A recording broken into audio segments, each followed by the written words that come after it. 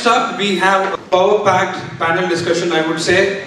To do the honors, first I would like to call upon the moderator, who is a well-known name in the IT sector, and he has worked for several decades of experience in banking. At the same time, he was associated with NASSCOM, and now he is heading a very important wing and department of Govt of Telangana, that is Telangana Academy for Skill and Knowledge under the Department of IT and Information Technology.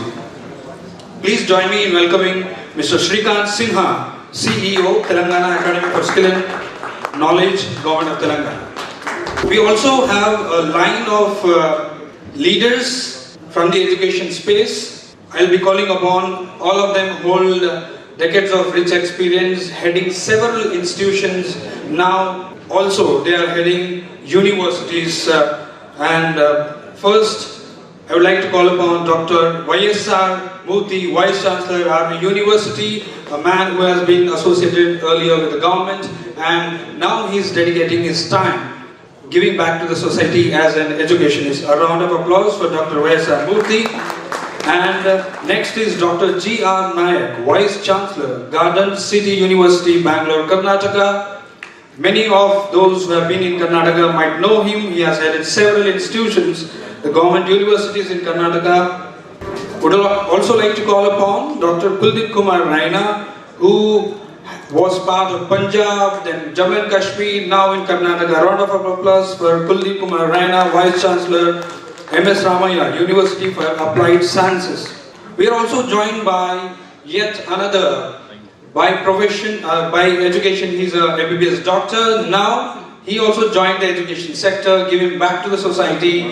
A very well work done during the COVID time, associating with World Health Organization. Please join me in welcoming Dr. Surinder Singh, Vice Chancellor, JSS Academy of Higher Education and Research, Mysuru, Karnataka.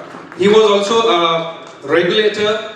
Now he's in the regulation. He's as an educator now. Later on, moving on, I would also like to call upon a former Air Force officer, now a Vice Chancellor Educationist, Mr. Raj Singh, Vice Chancellor, Jain University. A round of applause. From the industry, we have Mr. Pushkar Kelkar, Regional Director with Coursera for Campus. Yes, I would request the technical team to pass on the cordless mic here, and the stage is all yours, Shrikant. Mention three things. One is, in our day and age, we used to play with something called mechano. Then it became mechanics, right? Some of your children would be playing with something called Lego, correct? But nowadays everything has become let go. Everyone is busy playing with their own mobiles. Second thing, if I'm lying on an operating theatre table, right? And of course, Dr. Singh was trained like an engineering student these days. What will be my chances of survival? Anyone? If trained like an engineer today? I think today the biggest challenge is that we are not looking at actual hands-on. It's rote learning, and that's what NEP wants to change. Things have changed a lot. Industrial revolution happened, steam engine was there, and that made the change. Internet revolution happened, industrial IR 3.0. Internet was the technology which made the change. All these revolutions were based on one single technology. When we talk about IR 4.0, there's a host of technologies, 10 technologies coming together to make the change. We need to change and actually be able to provide the industry, which is changing at a very, very rapid pace, the right kind of manpower for them to actually have proper operations and be productive. If you look at the educational institutions today, I think a huge round of applause to all academicians sitting here in this room, because the way you coped up, moving from teacher to being a facilitator due to COVID, right? It was music for my ears, being 25 years in the online education industry. I think the way faculties moved online was phenomenal. Initially, we had people who used to use, the chalk and talk kind of thing. So initially we saw some of the sessions happening where the professors were standing with the back to the board and writing, but very quickly they completely changed and the whole model changed to facilitation, which is something very, very unique. The topic today is of course digital first. So some people talk about that we are living in a decade. Some people talk about that this decade is going to be a defining decade. So let's talk. Morning you heard all the policy makers. I think policy makers will make policies, but unless and until the academia actually implement it, they are no good. So ladies and gentlemen, I'm extremely honored and privileged to have such a power panel today with me who are going to help us demystify some of the questions that I have regarding this. So let me start asking my set of questions. I would request all the panelists to keep the comments for a maximum 2 to 3 minutes. So let me start by saying that, look, we are already talking about the rapidly changing institutions, right? The complete scenario itself. Jobs, earlier people used to interview face to face, now it's happening online. Everything is changing. Of course, one of the biggest changes that has happened recently is that AICT as well as other bodies have permitted institutions to conduct courses online and give credits for it, right? Mechatronics probably was the last program which we had seen, which was multidisciplinary. But today, the power is in the hands of all the academicians to actually take this forward. So, would like to understand from you, and probably I would request everyone to spare just about 2 minutes talking about it. How are you embracing these changes, and what are the opportunities that you see? So, let me start with you, Dr. Singh. Thank you, Mr. Shrikant. I think I will share our experience, how we coped up with this once the COVID pandemic struck somewhere in March 2020. The first and the foremost thing which we took a call was that graduation on time. And in this, as we have been listening, that we have got students and the teachers as stakeholders, but there is one more equally important stakeholder, that is non-teaching staff. They are very, very critical to, and they are the backbone of any university organization or a teaching institution. I must appreciate that what I realized during this time is that in our country, the necessary will and the resolve to do the things and to handle them is always there. It's only getting the things right and taking the right decisions at the right time. So when we switched over from the regular offline classes to online classes, the teachers adapted very quickly, the students adapted, and even a non-teaching staff also adapted very well. And this has resulted in a sweeping change in our system now. The right from admission to graduation, it is online. Examinations are happening online, results are declared online, and even PhD, right from enrollment to the scholarship, is going to be online now. And even faculty appraisal, that where the performance appraisal of faculty, this all is now digitized. And all our faculty, all our systems now more or less are almost online, and students, faculty, and even the parents very much appreciated it, that this is working very well. And the most startling thing which I found is that for PhD scholars Viva, the overseas faculty was more than willing to participate. And their mates throughout the Viva over there, which basically resulted in enriching the quality of the Viva which was happening, which did not happen earlier over here. Now this digital technology, what it has done is, it has made the borders almost invisible.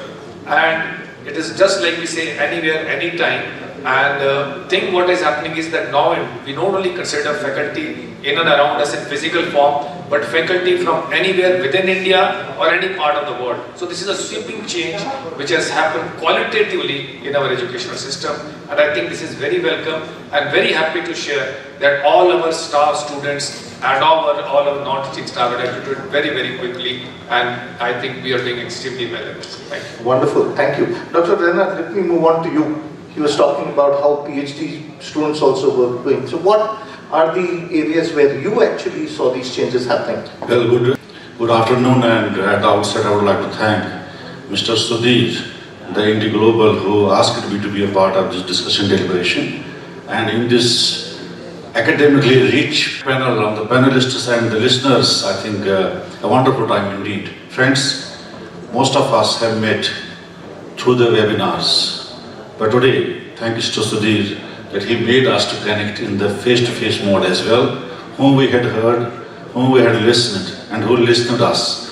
I think Saurabh, I saw, We met on several occasions on the webinars, but today we are face to face. I think that is one big change. We perhaps thought that it is only the Association of Indian Universities where VCs meet, but I think you created a platform where not only VCs, but those who are in the business of edutech are also a part and parcel of the change that India is going through. I still remember the words of our Honorable Prime Minister that India has to go digital, it is digital India. I think we are stepping step by step in that direction. And for that, if we are making our students the stakeholders of this great nation, responsible, committed, I think edutech companies and we have to work together in this platform.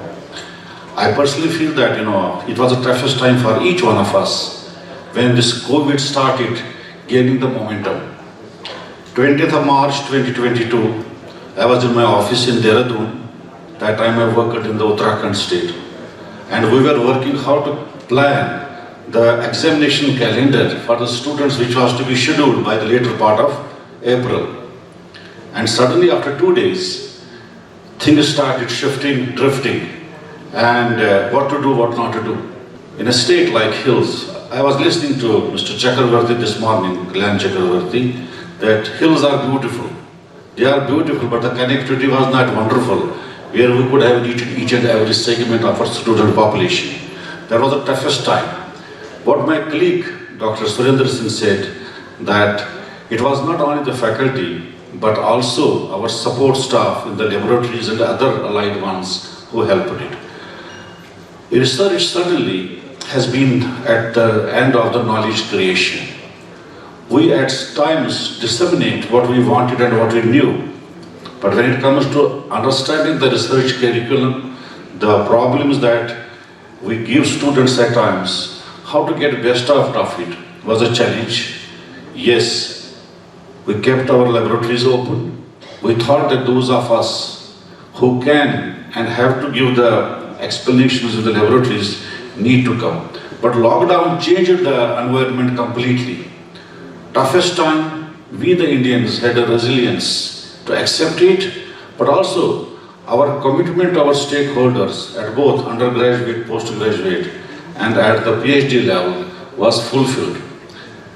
We succeeded in more than many ways. With this, I would say there's a lot going to happen. I will be sharing some more experience with you, Mr. Sinha. Thank you. Thank you. Thank you. Dr. Naik, let me move on to you. Yes. Garden City College, a private college, has already been established, implementing a lot of things.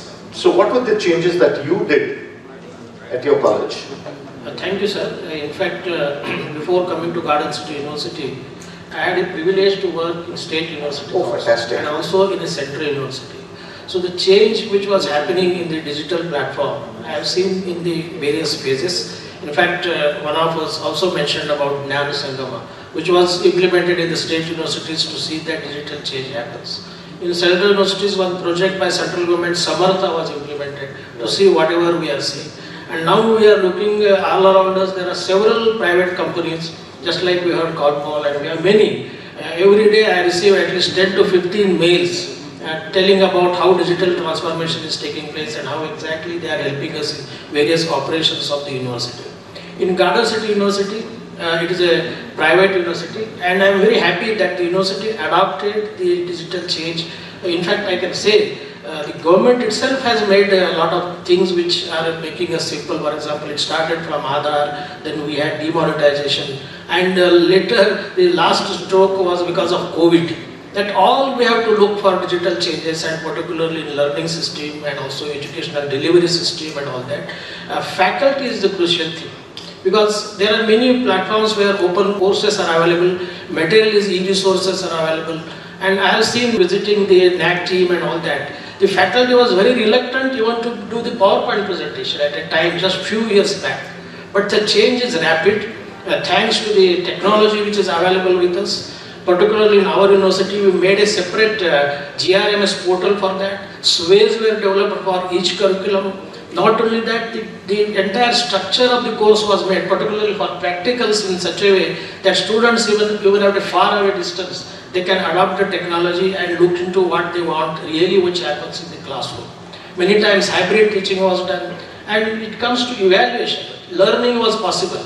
But when it comes for examination and evaluation, lot of efforts were made to see that the evaluation becomes perfect, as good as what happens in the offline mode. So these are the things which have been done. The great challenge as a Vice Chancellor of a private university, or there are many of my colleagues which are state universities are there, is the faculty. The faculty need to be trained for whatever things which are happening. And we have a lot of pressure from many private companies to adopt their technologies. And exactly which company gives a better service, which company is going to help us in many things. Because once it is a fact which I am telling you, to get such services, we receive a lot of response or we receive a lot of pressure. But when services starts, we are in a lot of difficulties to solve our problems, to get their continued support. And all those things need to be worked out even by companies, that how exactly these difficulties can be solved. From student side, I am very happy, sir. Most of the students in our university are now well versed with various technologies. Mobiles are available, or various platforms are available, and they are more capable now to adopt new technologies and have whatever we teach in a very different way. In fact, we have in Garden University a lot of joint degree programs, where study abroad programs. We have master classes where staff members from other universities, from international places are teaching to our students. So things are quite impressive. And that way, the new technologies, how we have to still adopt, what difficulties we have to face, how to take over those things, we have to look into it, sir.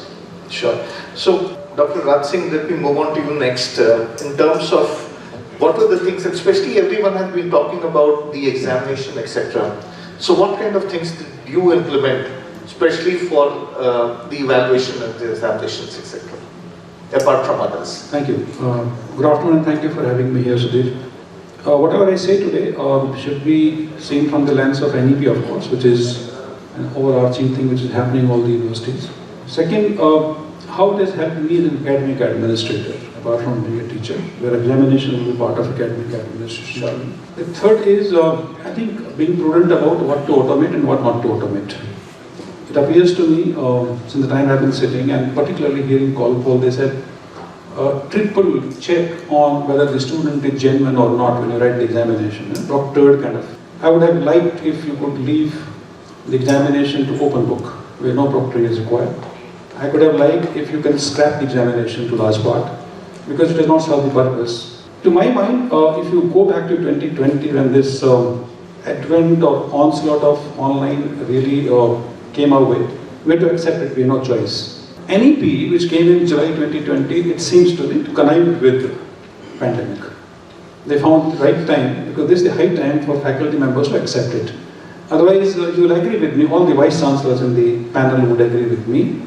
You tell the professors to change and they will rebut you, and rebut badly. It's very, very difficult to convince the teachers to implement some change. They readily accepted it. But somewhere, edtechs also were riding the bandwagon and said that it's going to be forever. We're already facing the heat as the campuses open up. I'm not saying it will go away completely, it will remain, but we have to be very, very prudent about where we keep it and where we don't keep it. I often say that automate the routine and humanize the exceptional. And I think the teacher's role is more towards the exceptional things. In the name of NEP, we have leveraged technology. This is one of the recommendations of NEP, by the way. But I think we have forgotten somewhere how excessive adoption or reliance on technology and online contents may affect the objectives which NEP is wanting us to serve. It talks about entrepreneurship focus, it talks about research, it talks about interdisciplinarity. By the way, multidisciplinarity is not interdisciplinarity. We need to understand this. Multidisciplinarity could be as simple as that. In watertight compartments, we have different programs being offered. Unless they come together, unless they inform each other, unless they interact, it is not interdisciplinarity. I think NEP talks about inter and transdisciplinarity. We need to be very, very careful about it. But one thing that has helped me as an academic administrator is, of course, that while acceptance has gone up, it also helped us to automate some of the routine functions. And that time I'm able to utilize for more value-adding activities. For example, to my mind, my sense is that post-pandemic, as we find the new normal, which is continuously changing, of course, there's nothing like new normal, 1/3 of the education delivery will take online forever. And this includes both synchronous as well as asynchronous. Means pre-recorded as well as live connections. And this is largely theory part. Which means it has been proven to all of us as teachers that 1/3 part of the education, what we are doing, we don't require you. For example, if I am talking to you and it's being recorded, you don't require me after this. You can listen to me a number of times. And next time when I speak, I have to speak something different. The 1/3 part of the education will be delivered on campuses. I'm reminded of that the WhatsApp, I'm sure many of you must have received during the COVID, towards the end of COVID, they said, friends, take care of your health. The first batch of online MBBS is coming out. Now, there are certain things you can't teach online. My request to EdTech company friends would be, we should be very, very prudent on recommending what can be delivered online, what can be delivered for online contents, which are standard contents.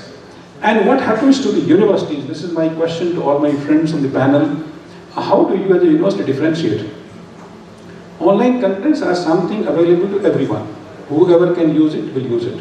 The real question before me as a university is how I differentiate, how I'm superior to others, how I'm different from others. Those are some of the questions. The 1/3 therefore will be delivered on campus for labs and some essential interactions which you cannot have online. Now what happens with the last 1/3 which has been completely vacated? And believe me, my teacher friends are very, very uncomfortable with this. Because the teaching hours in numbers will come down. How to account for that? And I think this is where an opportunity lies for all of us. Not many of us are thinking about it. The learning which is shifted outside the classroom will serve the objectives of NEP more than anything else. This is where we can use that 1/3 of time for field-based and research-based activities where students go out and interact with the industry, the community, the society. And it's only then in true sense we'll be able to achieve the objectives of NEP, which says that the objective education is not only to produce good professionals, but also human beings who are socially sensitive and sensible. I think unless you make them interact with them, we will not become sensible. As simple as this. Values are something which cannot be taught through lectures and books. And I'm convinced about it. I've seen it for the last 3 decades in teaching that we have, I not even partly succeeded in this. Few other things. My sense again is that EdTech friends, of course, you have helped us a lot during COVID. You're helping us partly, continue to help in this model. But if you really want to help us more, off-campus EdTechs are not going to help us much. I think time has come where EdTechs have to be incubated on campuses, where they interact with students and faculty 24/7 and support them whenever they require. This is my one point. The second one is for the faculty friends who are listening to me. We've been saying that please develop new courses. And now it's all the more because academic bank of credit needs micro-credentials. You can offer the same course offline as well as online. Course development means not only writing the contents. Course development should include a MOOC along with that. Then only course development according to me will be completed because it could be used for any mode. And finally, I would say quizzes and the form of examinations we have the right opportunity to innovate, to move to a situation where I think the kind of quizzes and question banks which are talked about, I do not know how much they are in line with the outcome-based education. I have my serious doubts about it. Because outcome-based education perhaps does not only want us to examine the students, they want us to assess what they can do, what they cannot do, what they know, what they do not know. I think that's where the real struggle is. We need to seriously work. And last point is examinations. We did successfully 3 cycles of examination online, flawlessly. And my results were 85% students scoring more than 85%. When we switched over to face-to-face examination, there was a uproar, there was resistance. And one of the reasons given by the students was what? So we have scored very high grades in last 4 terms, we don't want to bring down the grades. It means they're agreeing that online examinations were not as sound as they could have been offline. I said, don't worry, we switched over from absolute grading to relative grading. Even if you score low, you won't suffer. And believe me, the results came down 50%. 50%. As we switched over from online to offline, it also points out how poor, how bad we have been in setting right kind of question papers. I will continue if there's some other opportunity. Sure. So definitely formative assessment, etc., everything we need to do it. Open book, open web, or OBO as you said. U21 Global was one of the global universities where I was a part of at one time. So we used to run that. And that used to be questions that were given were 1,000 words. It's a real life problem. You need to give a solution for it. And that's typically how it was. So definitely, a lot of things to be done over there. Sir, I heard one of the speakers in the previous panel, and they were talking about industry not coming and working, or somebody setting up the labs there. I think the real issue before all of us is that we have lost credibility with industry. Today in India, the research funding, 90% comes from government agencies and only 10% from industry. Whereas in the rest of the countries, advanced countries, it's just the reverse. 90% comes from industry and 10% from government agencies. And the reason for this is that we have lost credibility. I think this 1/3 which I mentioned, last one, opens up great opportunities for us to regain that credibility with industry. They start looking at us seriously. And they don't want success or failure, mind you. They just want accountability. They want sincerity with which we do work. I think this is applicable to all students as well as faculty members. Definitely research, NAB again focuses on that. So on that note, since everyone was talking about EdTech and Pushkar, since you are representing an EdTech organization, so let me understand, how are you enabling higher education institutions to prepare their students, especially in emerging, in-demand digital roles, because that's what the future is all about. Right. Firstly, I think, just to start with on teaching and learning, we're not trying to automate teaching, we're actually trying to humanize learning and teaching, both, right? To what sir said, I think 1/3 of the part of the teaching learning process, where I'll give you an example in a business management school, right? Where you talk about, I want to teach finance as a topic, as a subject. Maybe you could use a platform such as Coursera to teach the concept, but how is finance actually applied in an industry, in a particular given situation? That's something that probably a faculty could do within a case discussion, through a project, or through a live, kind of interaction with an industry person, right? On what is the job of a CFO on a daily basis? What does he do? So I think as an EdTech company, we're not trying to automate teaching. I think what we've seen is, through 2020, when the pandemic came, we had just launched Coursera for Campus, and we had an opportunity to serve and support the institutions as well as students. So when we made the platform available during that year, about 1,100 institutions, about 14 lakh students took advantage of it. The outcomes, we can discuss offline. I think it was a part of an open learning process. Not a lot of us knew what to do with the content. How do we make it a kind of engaging for the students? We are not able to connect with students that regularly, and so on. But I think what we've learned over the past 1.5 years is when we've entered into structured partnerships with institutions, where there is Coursera embedded into the curriculum with different objectives in mind.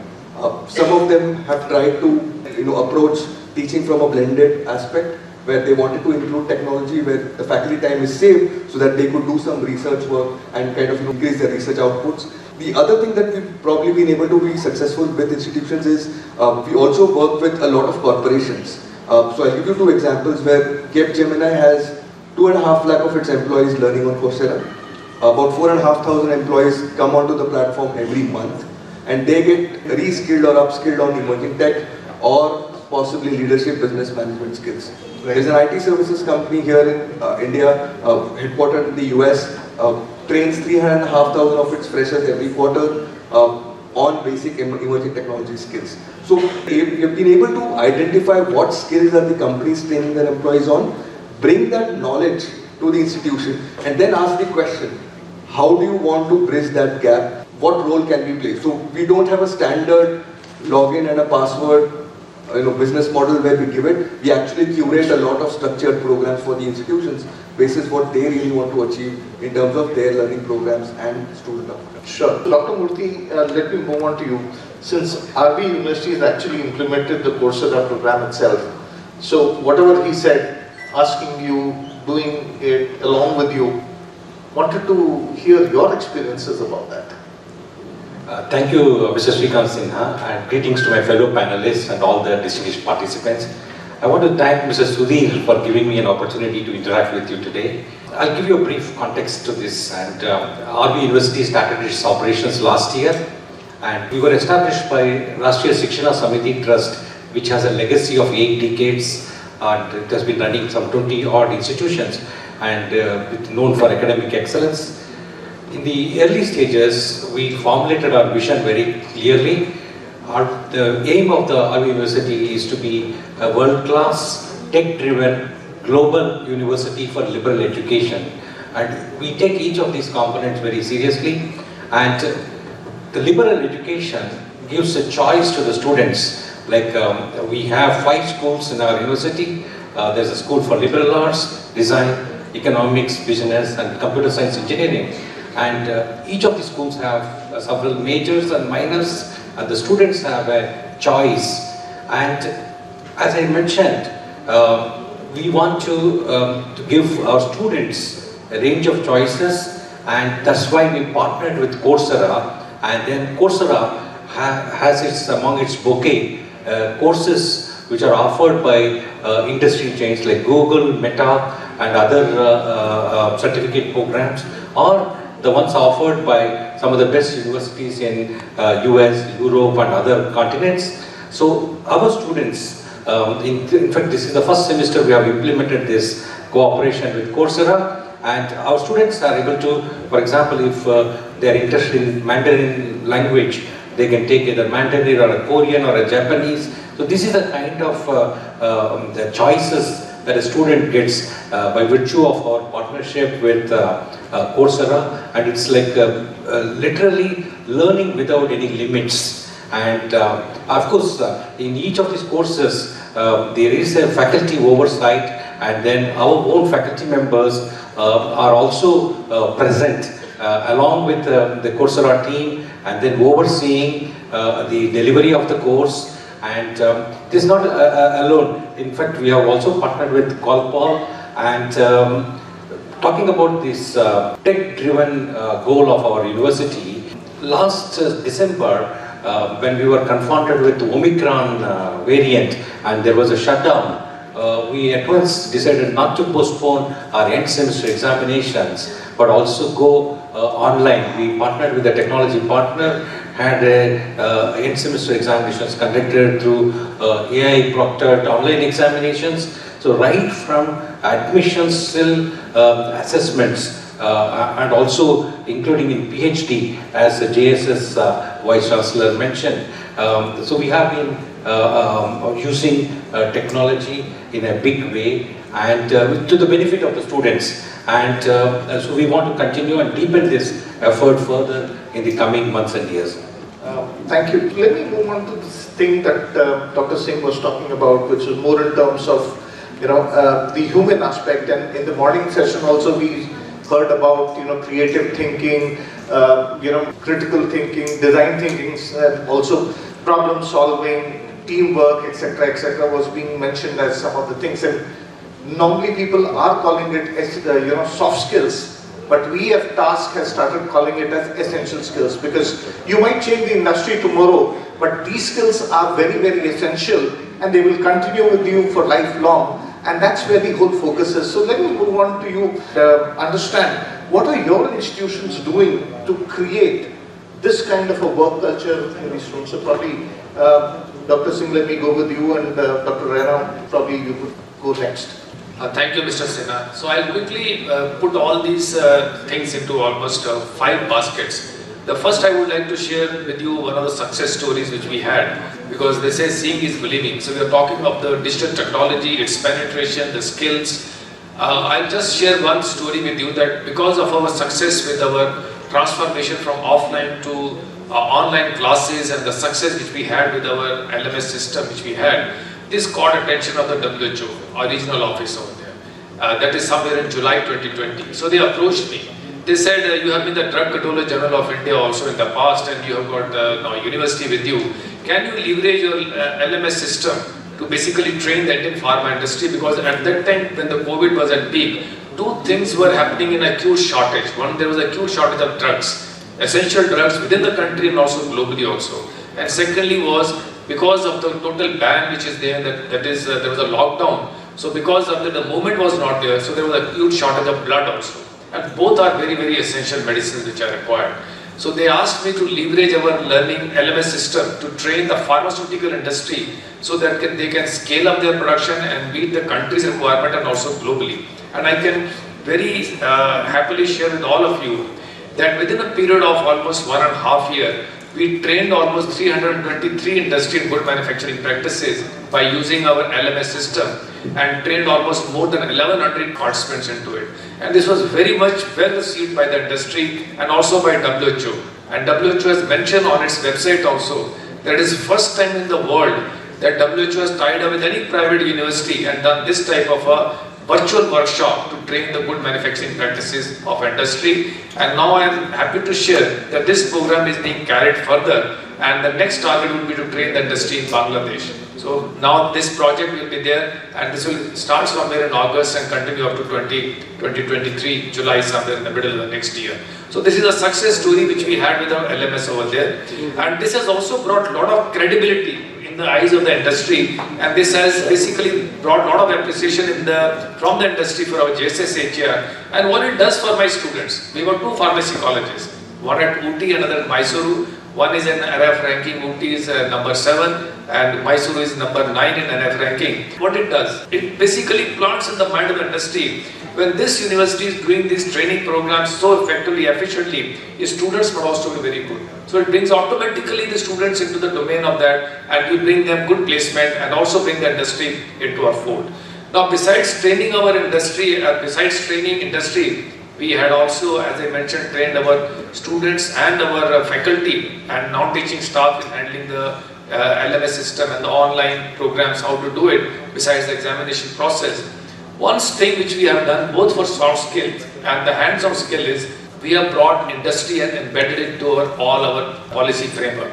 Because see, it's very important that the policies are correct and the industry is part of it, then what happens, most of the problems are solved. Even on a board of management, there is industry participation, there is a representative from the industry. In our planning and monitoring board, there is industry representation. Academic council, there is industry participation. So what happens, all our curriculum which are being devised and the training programs which are devised, industry inputs are coming into it. And I am also gradually seeing that industry is coming forward and giving us inputs that how we could further enhance the skills of our students. Third thing which we have done is we have developed an entrepreneurship development center where we are basically nurturing our students also and startups so that they can come out with the products which can be importance to the healthcare system also and to the social service. And in this we have tied up with the TechSoft, that is Technology Consultancy Services of Karnataka government, and we are working hand in hand and supported by TechSoft to do this entrepreneurship development. And last thing is, whatever innovations are brought about by the students or patents are going to be commercialized or entrepreneurs have to commercialize, Section 8 company called as Sparkle Sinha to see to it that these are commercialized. So these are various elements which we have built into our university system to see that the soft skills are enhanced, the skills as such, hands-on skills are enhanced, and whatever is the outcome, this is basically sees the day of life and actually becomes useful to the society. Sure. Thank you, sir.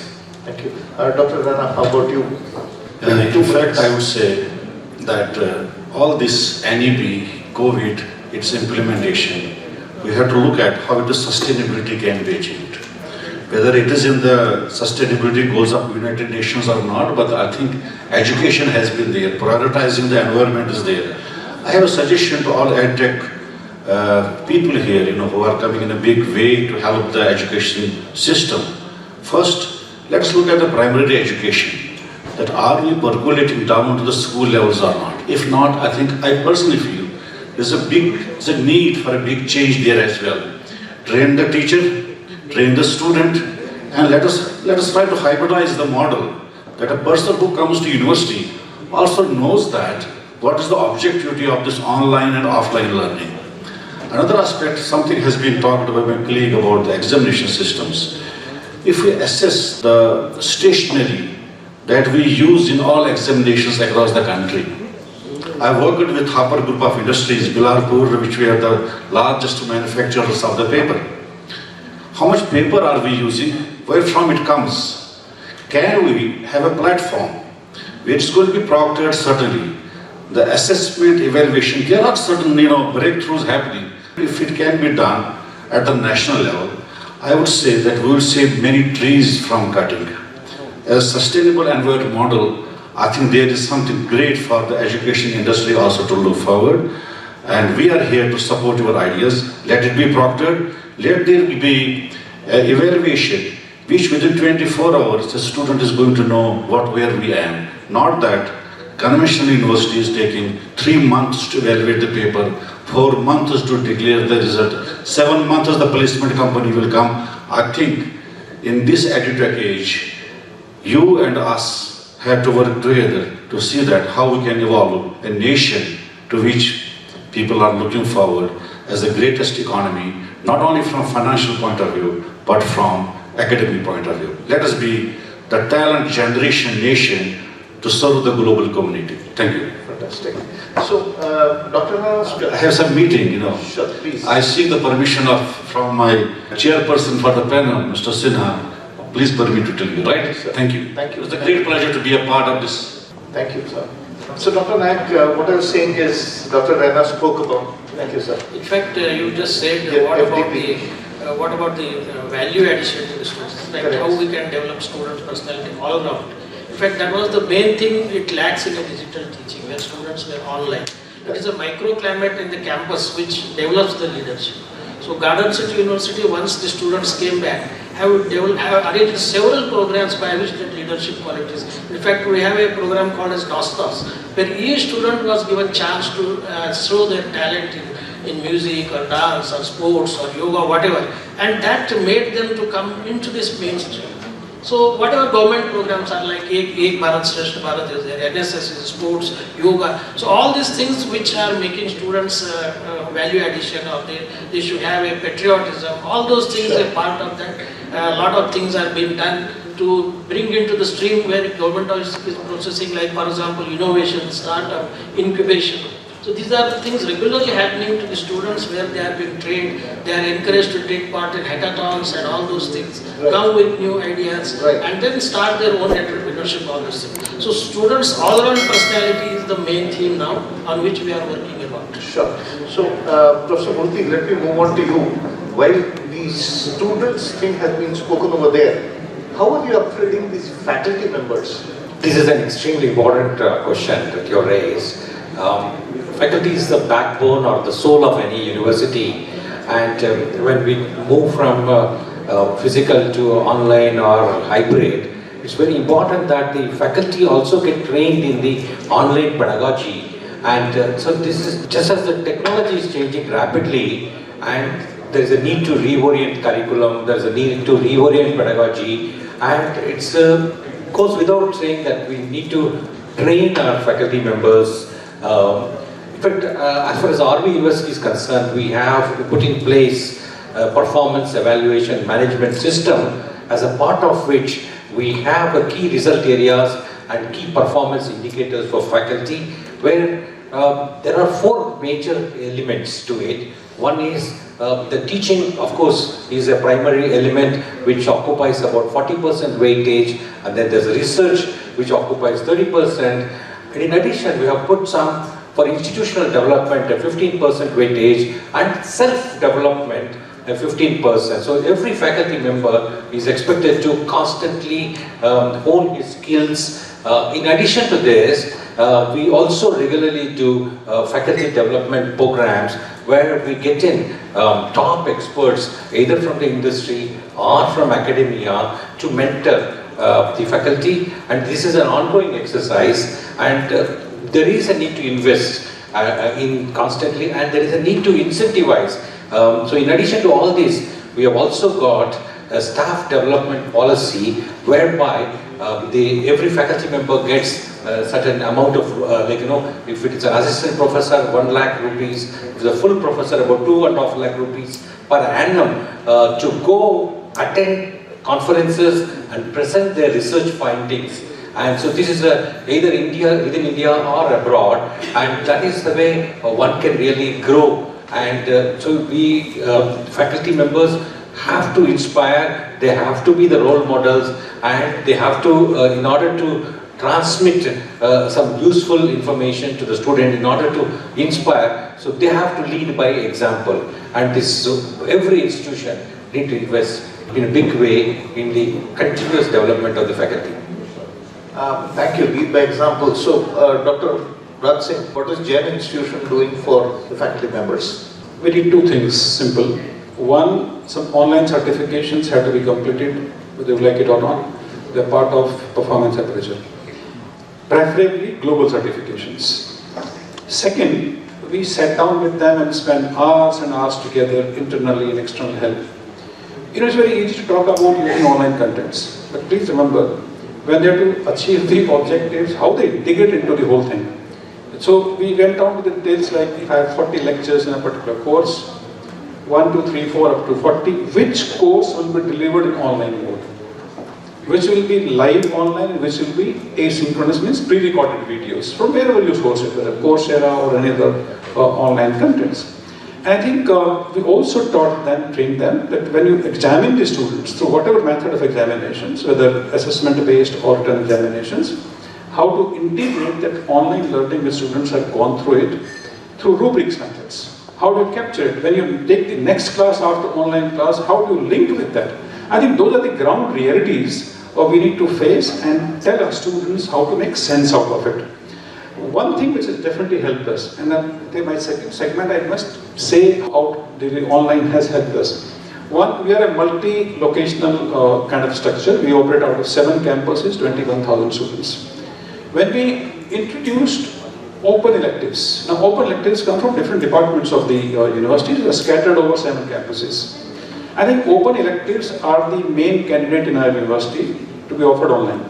So faculty doesn't have to move from one campus to another campus because you don't have the expertise there. The second thing is, I think somebody raised the question of skills. We have changed the curriculum structure. Normally it's a T-shaped curriculum. The T leg makes sense out of the depth of the course and the top bar makes the width of the course.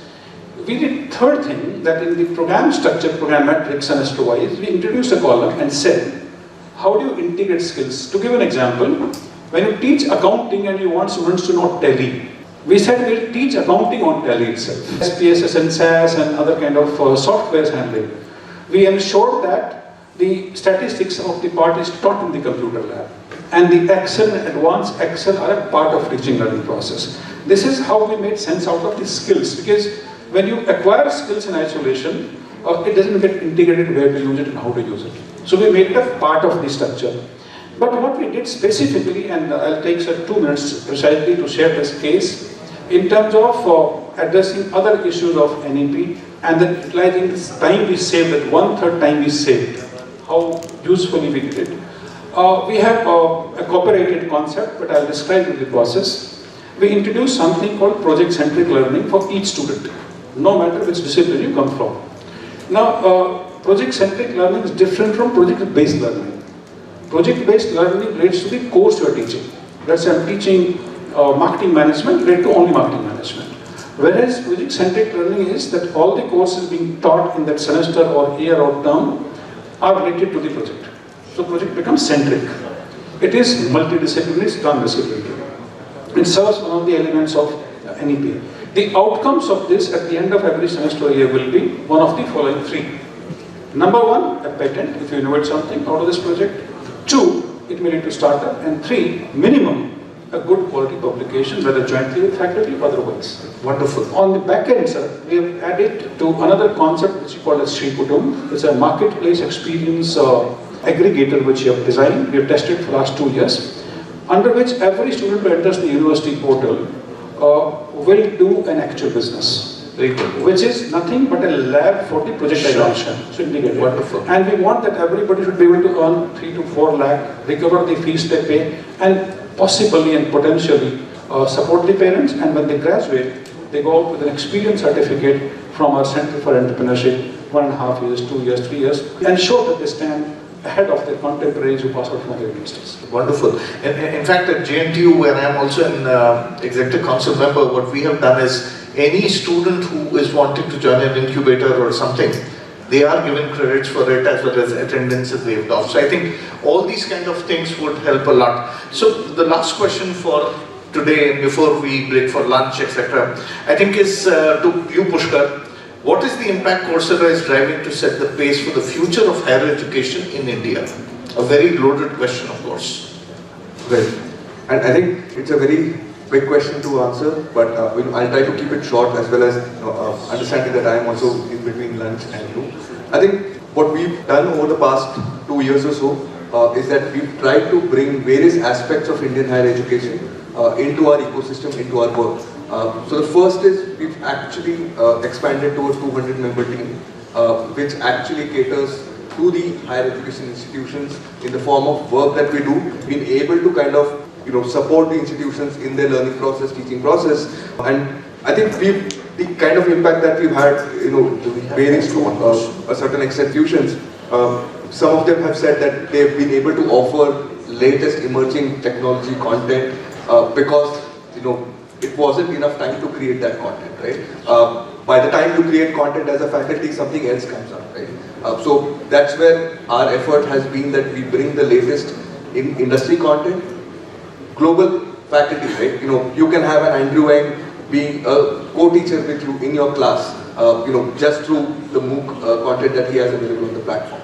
The second aspect of impact has been bringing Indian institutions on the platform. The IITs, the IIMs, ISBs of the world, getting the quality Indian faculty also onto the platform so that we also get to learn from the best that we have.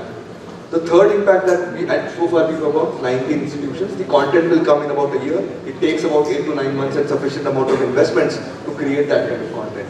The third impact has been the kind of industry partners now that we've been trying to source in the Indian ecosystem. So you saw Hero, you saw PwC, you have Tally. There are many other corporations which are going to author their content onto the platform. So essentially setting the Indian context, keeping the Indian learner in mind, we want to bring them education which actually impacts their future, whether they want to become an entrepreneur, whether they want to get a job of their choice. And again, I say job of their choice, not just a job. Sure. Thanks for that. And Indie Global team has been really very, very helpful, and they've said, I have permission to permit one question to be asked. So in case any one of you have one question without getting answered, you will not go for lunch, then please ask it. Please. Sir, my question is sort of an agglomerate of the discussion what you have all done. It's about entrepreneurship. Sir, it is a wonderful initiative what you have taken about entrepreneurship, bringing a laboratory kind of an experience and income generation and financial model for the entrepreneurial experience is wonderful. Can you just give me a small case study to tell me how you could bring in industries? Because basically what happens is, when entrepreneurs start building up their credibility, the industries will start looking at acquisitions and how they can scale up with mergers. So basically we are looking at a double-edged kind of a sword with this kind of things. I think these questions I expected, in fact, and I'll give one simple example of engineering programs. While we have different kind of businesses for different streams, engineering is easy to understand. We designed our campus in a manner that let's say there are 2 classrooms, third room has a software development company. Another 2 classrooms, another software development company.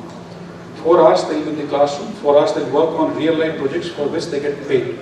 Because it's a profit-making registered company, perhaps incubated on the campus. And has real life projects from foreign partners. And I'll give you the economics also. Let's say our students or the software developers are billed at $12 to $15 an hour for the company. We will offer them at $8 to $9. Out of which $3 to $4 come to the student, the rest of the company's profit. It makes economic sense. And for me, the purpose is so that my students, when they graduate, they go with experience and entire money will be covered. In fact, some programs we tested for the last couple of years, we gave them a guaranteed stipend for second year onwards. So we have tested it. It's not that we are simply launching it. Beta testing has been done, and absolutely fascinating results are there. Like this, in different disciplines, we have developed concepts, including direct sales we have developed, in fact, wherein the basic attraction is that students don't have to invest a single penny. They have to only learn and earn.